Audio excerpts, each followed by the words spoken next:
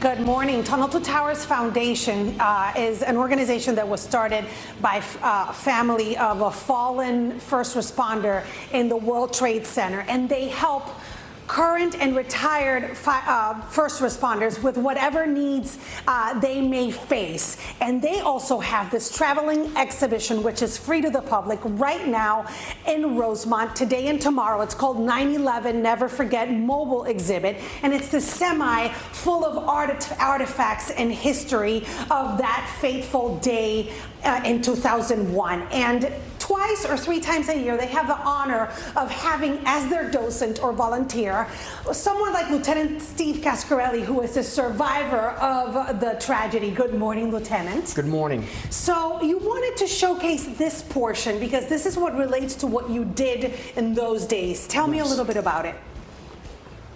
Well, as you can see on this photo on the back here with all the destruction, there was a lot of things going on at the same time that you don't see, but I can. Like all of those little caverns are being searched for survivors, or have been searched already.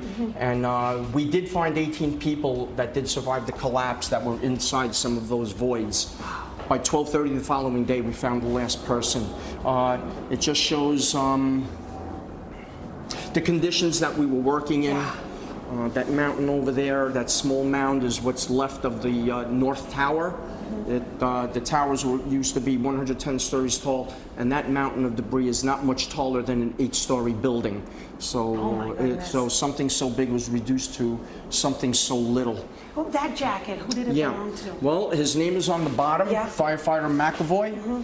All right, he was one of our members and perished on that day. And I know these were donated as well by the fire department?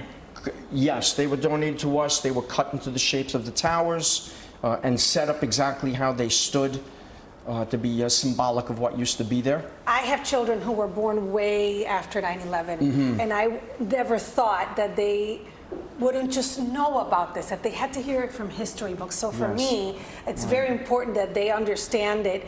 I can't imagine how important an exhibition like this is for you and what telling your story does. My story? It's where to start. Well, I worked in a specialty unit, field communications. There's only one in the city, so it's very unique. And we work at the command post with the chief in charge, and we are basically a liaison to him and helping the chief do their work. So what units are down there, where they're working, logistics, timekeeping, record keeping, the list. Problem solving was huge for us down there, and that's basically is our job at an incident like that. But for this event, it was amplified who knows how many times. So we were multitasking tremendously. This must be really important for you to make sure that people don't forget that day. Absolutely. No, we can't forget this. It's like the bombing of Pearl Harbor or any other major event like that. We can't forget it. We need to, even in its destruction and death, we need to take something good that came out of it and prepare ourselves for the future.